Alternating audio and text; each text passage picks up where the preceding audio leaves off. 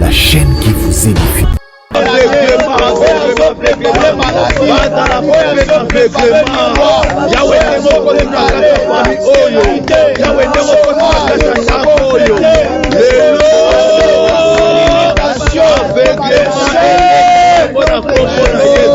Au nom de Jésus-Christ de Nazareth, au nom de Jésus-Christ de Nazareth, banda la frappe d'aveuglement, banda la frappe d'aveuglement, banda la frappe d'aveuglement, au nom de Jésus-Christ de Nazareth, aveuglement, comme la famille engagée, comme la famille à l'entité, comme la bande à l'entité, comme la bande à l'entité,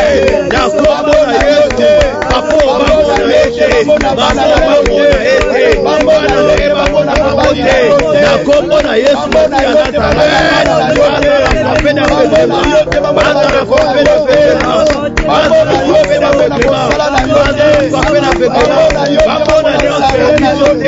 Papa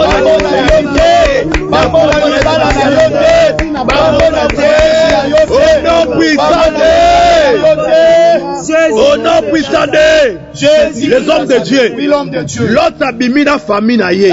Oh, nenge famille moko abimi na se ya malédiction. Nenge libota moko abimi na se ya maladie.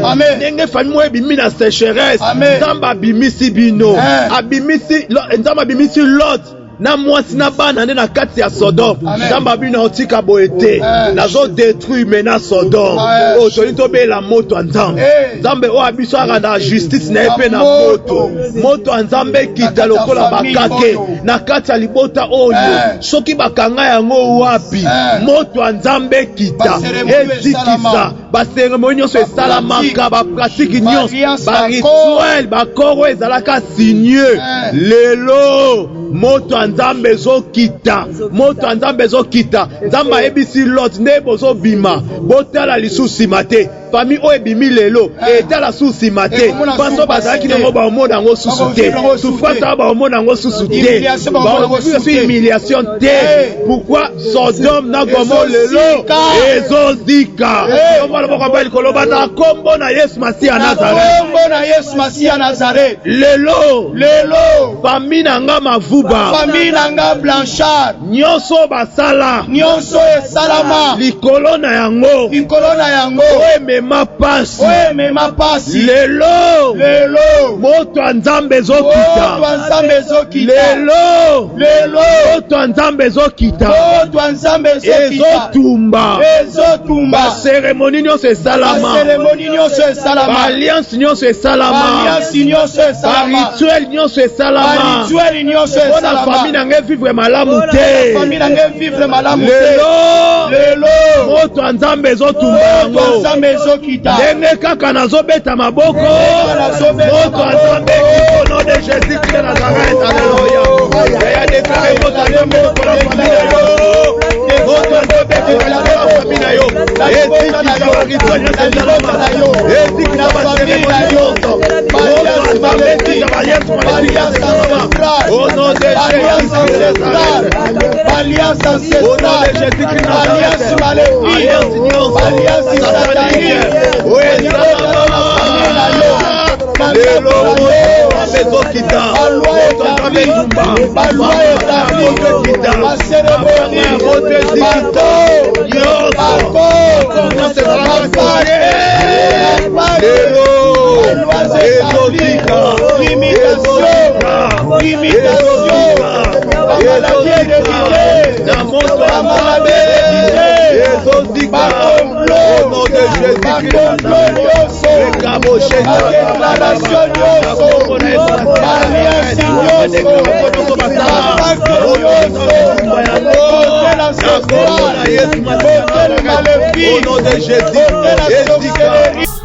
HP Media, la chaîne qui vous édifie.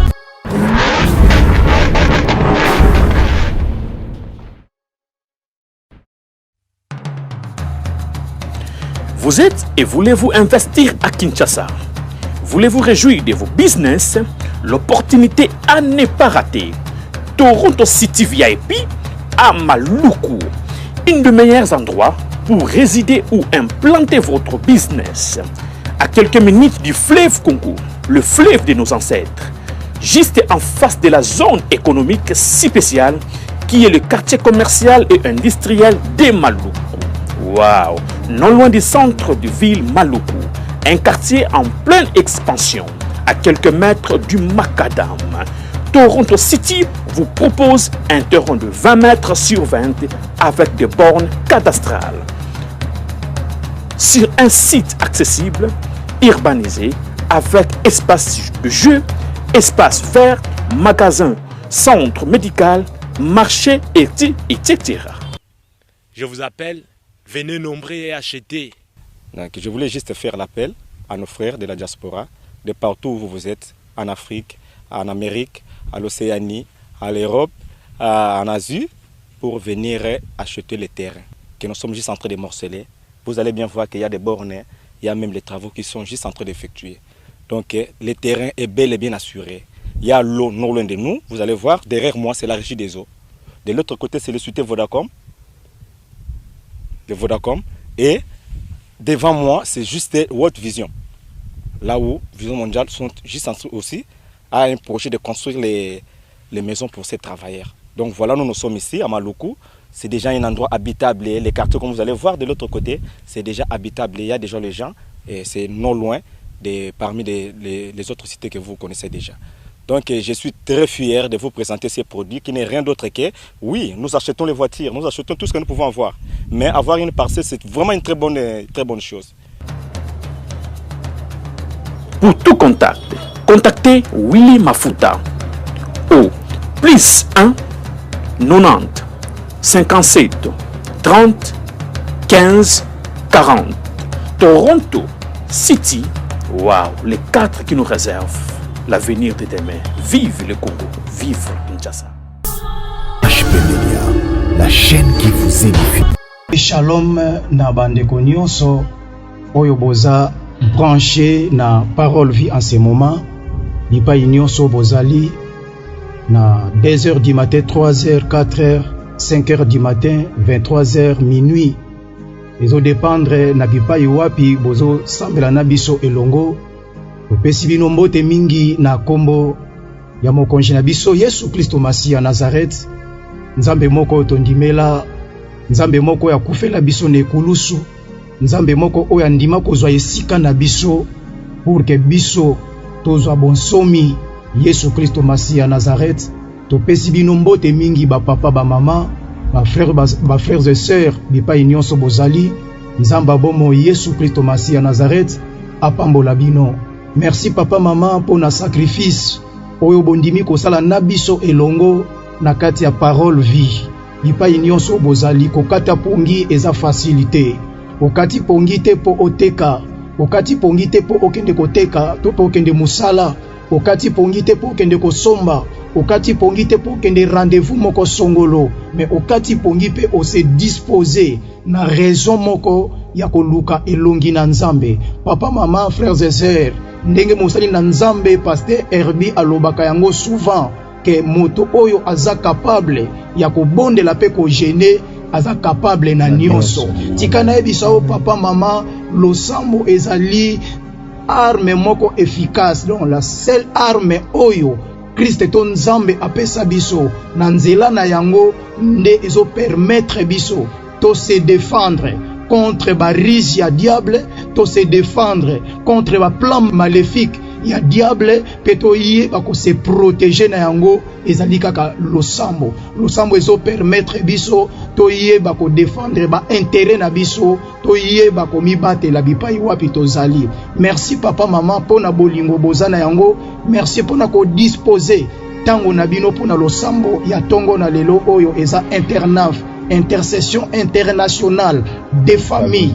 Bipai bozali bolamu ya Nzambe ezala likolo na pombo ina biso. Papa mama ozana intérêt ya koluka Nzambe. ozana intérêt ya kosambela, ozana intérêt ya kobelela Yesu Kristo Masi ya Nazareth, ozana intérêt ya koprésenter ye libota na yo, ozana intérêt ya koprésenter ba problème oyo ezosi passé na kati ya libota na yo, parce que solution na ba problème oyo ozana yango moto akoki kosecourir yo ezali tata te, ezali mama te, eza moto mokili te, mais lisungi na biso ezouta kaka epai na Yesu Kristo Masiya et ezopesa mela kaka na ba oyo bazondima na kombo na Yesu Masiya, ezopesa mela kaka ba oyo bazopusana pene pene na Yesu Kristo Masiya, pamba te ekomama ete approchez-vous de Dieu et il s'approchera de vous. Amen. Merci papa mama yo oyo se disposer pona kopusana na présence ya Nzambe, tika bolamu ya Nzamba bomo Yesu Masiya Nazareth ezala likolo na bomo inabino. Tozobondela pona kotika moma oyo nyonso na maboko na Nzambe. Kolona lola Yesu Masiya Nazareth. Topesi yo merci. Pona ngolupe bolingo na yo likolo na bomo inabiso. Pona ngolupe bolingo na yo na mabota nyonso. Osepeli kosala biso ngolu ya kopesa biso lundi ya lelo. Oyo ezali premier jour de la semaine. Yawe Nzamba bikamwa na makasi na biso te, na nguya na biso te, kasi na bolingo pe na mawa na yo Masiya Kristo Yesu. Yango topesi yo merci. Tosepeli kokabela yo lisusu momba oyo nyonso. Ezala moma oyo esimbami, ekambami pe etambwisami kaka epai na yo Masiya Yesu wa Nazareth, Nzamba solo pe ya bomoi. To rekomande moma oyo losambo, to lobiete Yesu Kristo Masiya, losambo oyo Nzamba bomo ezala accompagné na bilembo, ezala accompagné na ba prodige, ezala accompagné na ba témoignage. Tika mama moko papa moko, tika libota moko oyo Yawe Nzamba bomo eumeli tango molai na kata molili ya pasi, ya mikakatano, ya kolela, ya souffrance, ya humiliation, ya pauvreté, ya esprit de mort. Seigneur, ya ba incompréhension, ya ba dispute, ya ba tiraillement, pe ya ba division na kata ya ba famille. Tika na nzela ya losambo oyo nkolo na lola Yesu Masiya ba trouver grâce pe faveur na yo na kombo na nguya ya Yesu Masiya Nazareth, Nzamba solo pe ya bomoy nde tosambeli bona kondima tolobi amen. Amen. Merci papa maman frères et sœurs, tozo soit exhortation na biso toza toujours na mukanda ya Genèse bipai tozo ki exhortation na biso le samedi passé, tozo sa la suite na yango toujours na mukanda ya Genèse chapitre na yango 18 à partir ya verset 16 kino na verset na yango 33 okumedi okozwa temps ya komedite yango na ndako nde bipai wapi ezokotisa biso na kati ya losambo bipai ezobenda makanisi na yo papa mama ya koloba ete toza na devoir wana ya kotelema ya koluka Nzambe. Pourquoi? Parce qu'il y a des montagnes oyo etelemi na kati ya ba famille, il y a des montagnes oyo etelemi na kati ya ba vie na biso, il y a des montagnes oyo eza ko empêcher biso tomona nkembo ya Nzambe. Montagne ko za la maladie, montagne ko za la stérilité, montagne ko za la chômage, montagne ko za la refus ya mokanda, montagne ko za la manque ya visa, montagne ko za la manque ya permis de conduire, montagne ko za la bitumba oye telemi tope situation ya pasi oyezo se présenter na kati ya libota na yo ndenge Christ azoloba. Si vous avez de la foi, vous direz à cette montagne que ôte-toi de là et va te jeter dans la mer. Ce qui bo douter te bokomona yango okokisama. Tika Nzamba bomo azala na biso elongo na kati ya losambo oyo totangi na mukanda ya Genèse chapitre na yango 18 na verset na yango 16 bongo toko cité na yango na verset 33 ne bipai bandeko boko méditer vers livre oyo bipai bozwami awa tokotanga kaka verset 16 po epesa biso likanisi ya kobondela na losambo ya tongo na lelo. Ces hommes se levèrent pour partir et ils regagnèrent du côté de Sodome. Abraham alla avec eux pour les accompagner. Batu otomba kotaki na ndaku ya Abraham. Abraham a servir bango kolia pe ya komela. Sima ya kolia pe komela, kosukola bango makolo. Batelema ki pa continuer parcours to pe chemin na bango. parce que destination topé mission ezalaki ya kosuka kaka epai ya Abraham te mais ezalaki nde ya kokende na Sodome bipai nzambe atindaki bango comme mission. Bible lobi tango balongwe epai na Abraham nde batelemi babandi kokende na Sodome. Abraham atelemi a accompagner bango. Tango Abraham atelemi po a accompagner bango les hommes de Dieu. Batu oyo bami lobeli na kati ya motema tope nzambe ami lobeli kati na ye. Awa Abraham a servir ngai ya kolia. Amelisi ngai mai, alesi nga musuni, alesi nga gato, amelisi ngai miliki pe asukoli ngai makulu. Est-ce que nakobombela Abraham secret? Oh, Bible zolo banabiso na mukanda ya Amos chapitre na yango 3 na verset 7 que nzambe akoki ko permettre te kosala eloko moko te sans que azanga ko révéler yango na basali na ye basakoli. Nzambe alobi na koki ko bombela Abraham secret. Papa, maman, mon frère, ma sœur, yo oyo zui décision ya ko sacrifier tango oyo ya ko luka nzambe na kati ya intercession na biso. Nzamba ko bombela yo secret, ako révéler yo secret ya libota na yo, parce que oyo za intercession internationale des familles. To sambela kaka pona biso te, mais to sambela pona mabota na biso. Biso to fandi na se awa basali na nzambe na plateau, to fandi na sete po to senga nzambe apesa biso apambola biso na lipa. To fandi na sete po to senga nzambe apambola biso na misala. To fandi na sete po to senga epai na nzambe apambola biso na eloko moko songolo. Oui, nous sommes dans les besoins, mais to fandi na se awa pona ko sambela na tina ya mabota oyo nyonso esali Yesu Masia Nazareth confiance na nzela ya parole vie na tongo ya lelo lokola nzamba telemisi biso tope asepeli afandi sabiso kolandisa na vision apesa epai na mosali na ye pasteur Herbi ne tofandi na se awa en faveur ya ba famille ya mokili mobimba. Papa mama nzamba telemisi na tongo ya lelo ozala Abraham ya libota na yo, Abraham ya famille na yo, otala na kati ya libota pe na kati ya famille na yo makambo ezo marché te. Na kati ya famille na yo eza na batu ba age pusani bazo balate. Eza na batu ba bali na kati ya famille na yo mabota eza te. Eza na kati na famille na yo eza na batu batangi bazana ba diplôme ba licencié ba gradué na moment otozoloba ba titre nyonso wana ezopola na ndaku misala ezate ezana batu bazui misala promotion ezate salaire ezate ezana bilenge basi pe mibali age ezopusana bote asana yango tali elenge mwasi kitoko akoki kotula te akoki kokoma na age o asana yango te sans que azanga libala mais age ezokende libala ezate. Papa mama oboti bana tala situation ya bana bakomi batetu bana vie ya désordre bana bakomi kokota incompréhension na kati ya foyer bana msuma yele zate na bamisusu mayele za isuto na kati ya classe bamikotisi na makambo ya mabe kombela bamasanga makasi ndenge tozolo baboyi mwana yo alalinda kute ndenge tozolo babo na ngonga oyo ezande oyo mwana aswa kotokele yo porte po akota na ndako auti wapi akendaki wapi pe pona kokende kosala nini.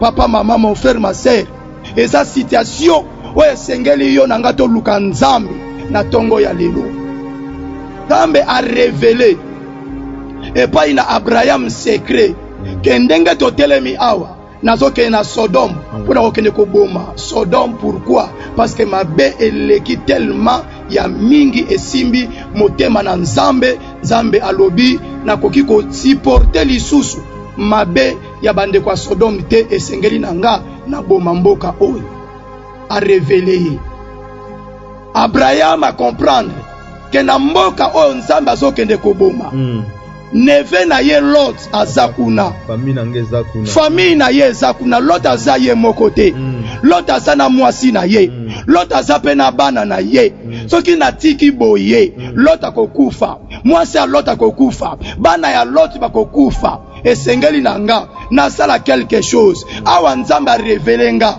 mission azana yango plan azana yango pona Sodome ikana telema na défendre cause ya l'autre ndeko na ngai na famille na etope libota na foyer na ye papa mama mon frère ma sœur nzambe atalisi yo situation ya libota na yo nzambe atalisi yo situation ya bana na yo atalisi yo situation ya bandeko na yo ata même vie na yo moko papa mama o voyage mbula nini ti lelo mukanda ezate ozo trouver situation na normal obota obala ane nini ti lelo mabota ezoya te ozo trouver situation eza normal okokanga maboko otala kaka na misu pendant que yo fandi ozolala pongo ozolia ozomela yebake monguna azo devancer yebake monguna azolekela yo esprit yebake okoye kosutuka age sekei menopause sie okoye kosutuka age pusani mweba engagé olisona musala exact comme produit fini comme un productif papa ezatangwa kolamuka na pongi ezatangwa kotelema ezatangwa koluka nzambi tala na kati ya libota bana yo boti bakomo mene yo vidir basali na nzambi ezana ba famille oyo lelo bazo souffrir ben compréhension ekoti pa mama akomi kobela ba tension na ba estomac. Pourquoi? Parce que bana baoyokela bango lisusu boyokani entre ba bana na ba parents eza lisusu te mama to pe papa akomi komitu na mituna na sala nini lisumu nini na sala mabe nini na sala ona sibiri ba conséquences a boy mwana nga na boti tala makamba komo sala nga tala na komo menenga vidir papa ezatanga koluka nzambe. Amen. Mon frère ma sœur ezatanga koluka nzambe. Abraham abandi ko intercéder alobi nzambe ozokende koboma Sodome bien sûr mais est-ce que soki ezana 50 personnes o bazaba yenge beni o bazaba santo est-ce que koboma mboka wana même ba santo wana bakokufa kaka pona mabeya ya mboka wana alobite soki ba santo baza 50 na kobikisa mboka wana bakoza 50 juste akiti na 40 akiti na 30 akiti na 20 akiti na 10 nzambe alobi na koboma mboka wana te bien aimé Lot na ndaku na ye mobimba babika bazala épargné à cause ya intercession. Yes. Il y a pasteur 2. À cause il y a intercession, il y a évangéliste T. À cause il y a intercession, il y a prophète T. À cause il y a intercession, il y a motamokilité. Papa, maman, nanzela ya losambo na yo c'est possible. Bana na yo bakangolama. C'est possible au côté sa délivrance na libota na yo. C'est possible au côté sa délivrance na vie ya bana na yo. C'est possible mabala ekota. C'est possible ba sala kate ba sala. C'est possible ba voyager mikanda ezate bazwa mukanda. Misala ezate bazwa misala. C'est possible bazwa ba visa ba voyager. C'est possible nzamba simba mitema ya bana o bakomi batetu bakomi ko maltraiter pe ko manimele ba para bipai bazali nzamba simba mitema na bango papa telema mama telema ekulali moment to pengonga ya losambo. Yes. Losambo oye po ekoti sa délivrance na libota no na famille na yo. Amen. Exhortation oye po motiver yo po ebenda yo makanisi po elamusa yo na pongi koloba yete papa lamuka koloba yete mama lamuka koloba yete ndeko mwasi mobali telema pamba te âge ezopusa nezokende na muto observer vie dans la vie na yo tala libota na yo oyo eza intercession internationale des familles. Yes. Biso to sambela kapona bino bino bipai bozali papa mama okosambela pona libota na yo okosambela pona bana na yo okosambela pona mobali na yo okosambela pona mwasi na yo okosambela pona ba para na yo kolandisama ya situation bozo vivre na kati ya libota tika oya ndimi exhortation oyo na tongo ya lelo lokola liloba na nzambe a vivre bolamu ya nzambe tika bikamo ya nzambe kota tika bolamu ya nzambe kota na kati ya bomoi na yo oyo andimi yango esalamela ye oyo andimi yango esalamela ye oyo andimi yango amona bikamo ya nzambe oyo andimi yango délivrance ekota oyo andimi yango kufa elongwa na libota na ye oyo andimi yango célibat prolongé stérilité chômage blocage condamnation ekweya wete pamba te yesu masiya Nazareth aza na bomo tika mosali na nzambe Pasteur Prince Mafuba kamba biso na kati ya losambo ya internat ya tongo na lelo kolandisama na exhortation autozui. Merci beaucoup l'homme de Dieu. Papa maman ozana biso elongo tolingi to sambela Abraham a comprendre ete famille na ezana place au danger ezoke ko salama. Amen. A comprendre habité je dois intercéder pour la famille nanga o se retrouver na ngambo wana kuna bisige lingo za la détruire bien aimé famille nous a place moko o destruction elingo kota famille nous eza bisika o satana azako ko konza parce que Sodome na Gomorrhe à l'époque ezaki misala molili misala satana mutebanda ko salama l'autre a se retrouver lokola sena ndaku na ye a se retrouver lokola ba innocent na kati ya mboka wana et Abraham a sali intercession pour na Lot pe bana na ena mwasi bien aimé dans le Seigneur olingi osambela pour na famille na yo olingi osambela pour na bandeko na yo tango oza ko observer famille oza ko observer vie na yo ozomona ete makambo na vivre lelo eza anormal ya c'est alors que sengelo telema Amen.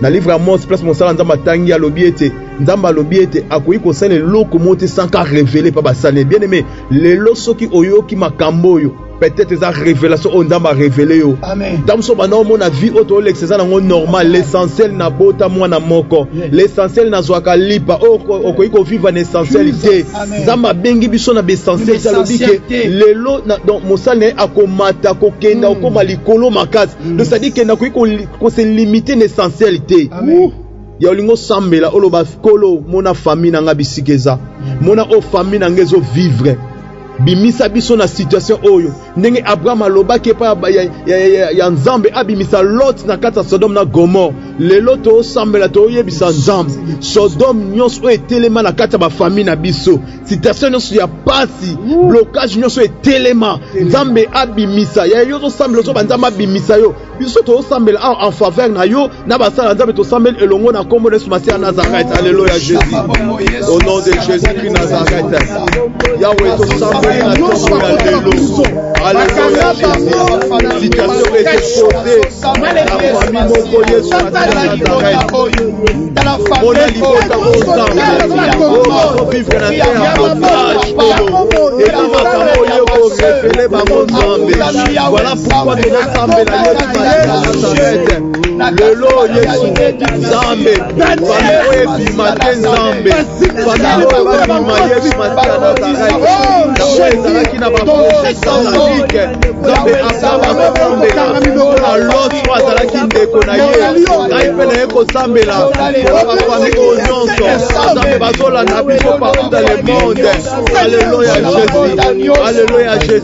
Mabota nyonso oyo ekosambela na biso nzambe longola bango na biso ya pasi longola bango na stérilité yawe bakovivre na essentialité chacun de nous observe vie na ye donc on vit une essentialité la pauvreté une essentialité bande kolanga ba pauvreté une essentialité ndenge kwisi na yo nakati ya Sodoma yawe na notambela mon frère na notambela mon frère na notambela mon frère na notambela mon frère ya bande kolonso o basala kati alléluia ya Sodoma na Gomorrhe ya bande bakangami na basi solo Yesu Masiya Nazareth nzambe yawe tika famille na yo ezali mwana maso ashekei libala ezoya te bana bazoya te bimisa famille na nga na seliba prolonge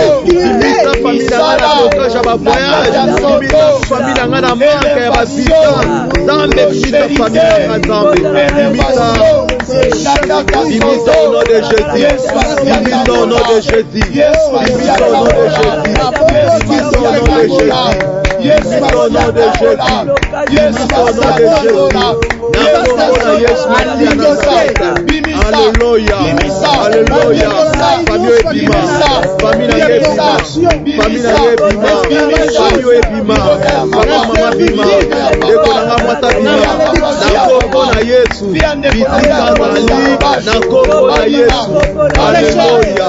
Alléluia. Famille au nom de Jésus. Famille au nom de Jésus. Famille au nom de Jésus. Au nom puissant de Jésus. Les hommes de Dieu. Bible les hommes sont lorsque ba étranger au ba koti na kata Sodome na Gomorre.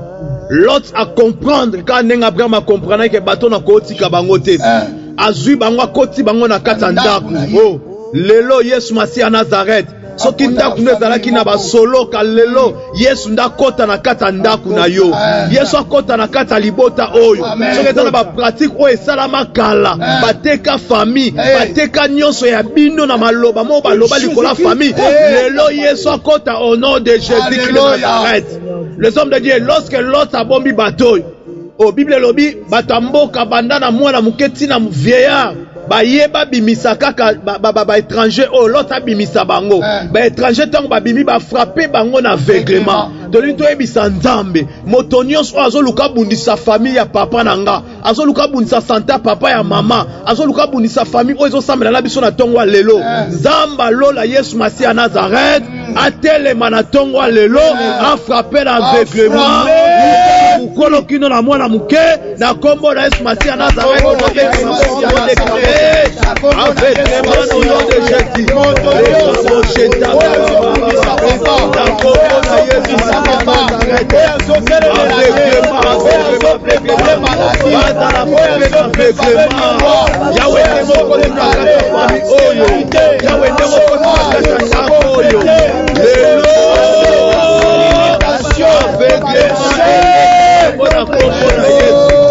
nom de Jésus Nazareth, au nom de Jésus Nazareth, basta la frapper l'aveuglement, basta la frapper l'aveuglement, basta la frapper l'aveuglement, au nom de Jésus Nazareth, aveuglement, vamos na famille engagée, vamos na famille à l'entité, vamos na bana à l'entité, vamos na bata à l'entité, na kombo na Yesu, papo vamos na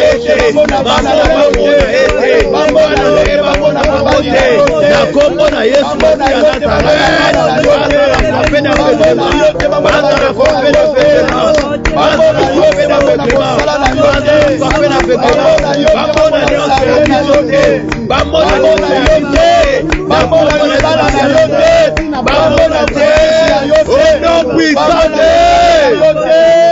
au nom puissant de Jésus, les hommes de Dieu, l'autre abimi na famille na ye. Oh, nenge famille moko ebimi na se ya malédiction. Nenge libota moko ebimi na se ya maladie. Nenge famille moko ebimi na sécheresse. Nzamba abimisi bino. Abimisi, nzamba abimisi l'autre.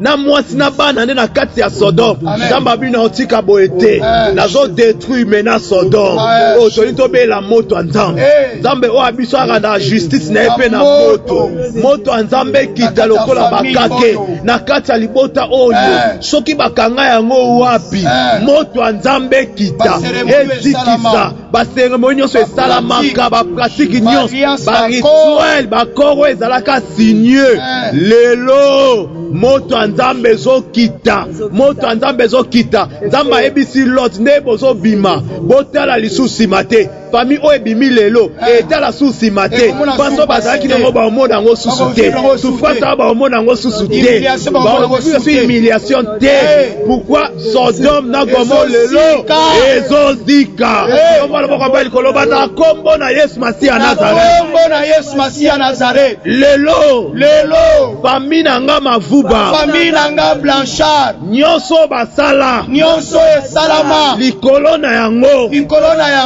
mema pasi lelo moto ya nzambe ezokita lelo moto ya nzambe ezokita ezotumba baseremoni nyonso esalama baalliance nyonso esalama barituel nyonso esalama mpona famille nange vivre malamu te lelo moto ya nzambe ezotumba yango ndenge kaka nazobeta maboko moto ya nzambe au nom de Jésus Christ de Nazareth. Alléluia. Ya déclaré moto ya nzambe mpona famille na yo moto ya nzambe mpona famille na yo ezikisa barituel nyonso esalama ezikisa baseremoni nyonso moto ya nzambe ezikisa baliance esalama au nom de Jésus Christ de Nazareth. Alliance ancestrale, alliance maléfique, alliance satanique.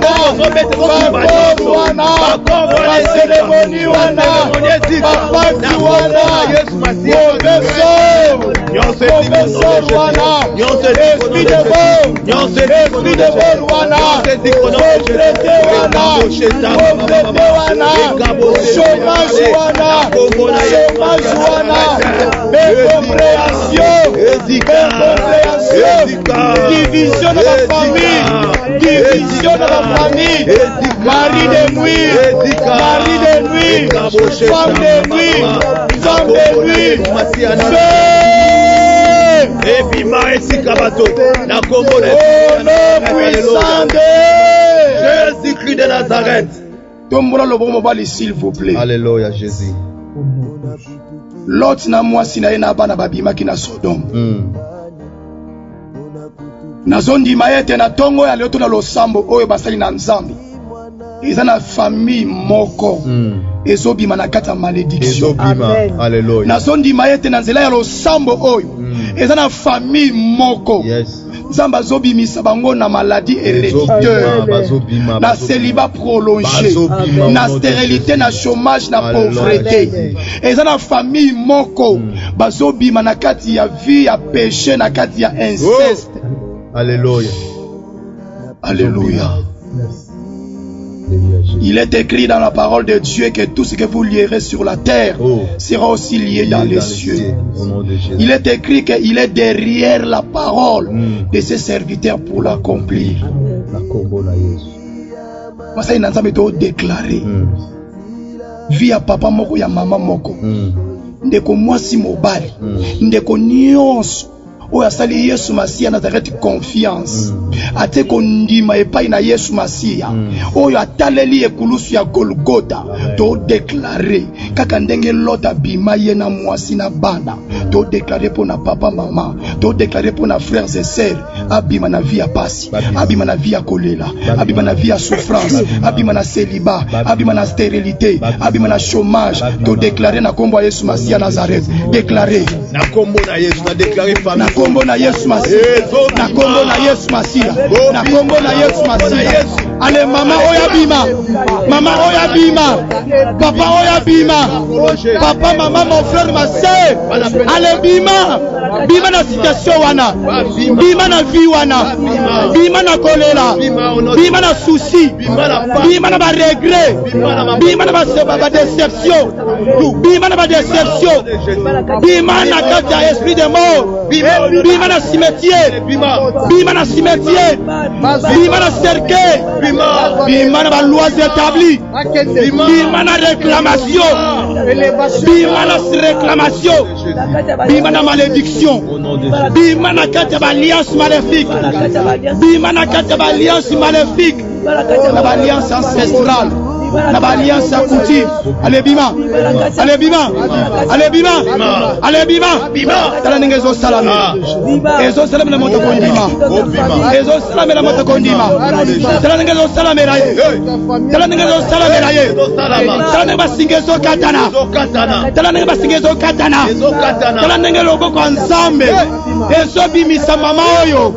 Ezo bimisa papa oyo. Na libulu ya kufa. Allez Bima. Allez Bima. Allez Bima. Bima au nom de Jésus-Christ de Nazareth. Père, je le déclare au nom de Jésus-Christ de Nazareth, qui est notre Seigneur et Sauveur. Na telemi, to pe na déclarer, na mandat pe na pouvoir. O epesa mela biso ne kulusu ya Golgotha. Pe na se ya onction, ya les visionnaires, les responsables de cette chaîne, Parole Vie, Pasteur Héritier Bissiam, a déclaré au nom de Jésus-Christ de Nazareth, à l'étika ndeko nyonso, pe famille nyonso, o ezwamaki na kati ya Sodome, o ezalaki site ya malheur, ya souffrance, ya kolela, ya humiliation, ya pauvreté, ya condamnation. Na tongo ya lelo, aleba Bima. Na déclarer liberté na bango. Na déclarer liberté na bango. Allez Bobima na Sodome ya maladie. Bobima na Sodome ya célibat. Bobima na Sodome ya stérilité. Bobima na Sodome ya chômage. Bobima na Sodome ya humiliation. Bobima na Sodome ya échec. Allez sort. Allez sort. Allez sort. Et cela par le nom puissant de Jésus-Christ de Nazareth. Acclamons tous pour la gloire de notre Seigneur et Sauveur. Jésus-Christ de Nazareth, le seul et l'unique et grand vainqueur de Golgotha. Na kombo na Yesu Masi Nazareth, neto sambela kibona kondima tolobi. Amen. Amen. Merci to betele Yesu Masi maboko makasi. Yesu Masi akumisama atomba mape aneto la malisusu pona ngolu. Amen. Amen. Merci papa, maman, frères et sœurs. Merci naba auditeurs et auditrices. Nyonso ya radio Parole Vie. Bipa nyonso bozali tope bosambeli na biso elongo. Zamba bomo Yesu Masi Nazareth. Asa yela bino ngolu pe bolamu na bomo inabino pe nakati na mabota na bino nyonso na kombo na Yesu Kristo Masi Nazareth.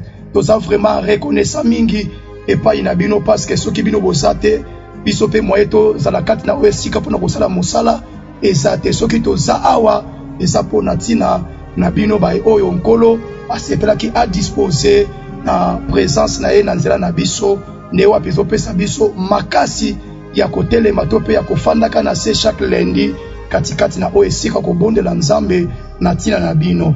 Merci pour na ba témoignage, merci pour na ba sujet ba requête. Oyo bozo tindela biso eza tellement ebele yango ezo signifier penza ke pe radio Parole Vie ezali radio oyo wapi ezo kotisa réveil na kati ya mabota nyonso ya mokili mobimba. Tika nzambe abomo Yesu Masi Nazareth azwa lokumu apambola bino tokomi pratiquement na suka.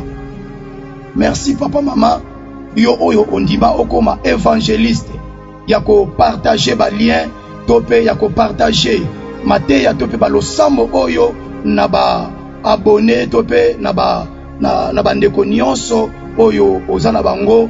Yesu Masi Nazareth apambola bino bipa nyonso bozali partager yango na WhatsApp, partager lien na ba ndeko nyonso bapambola ma même ndeko ko samba na biso en rediffusion, même 10 ans après.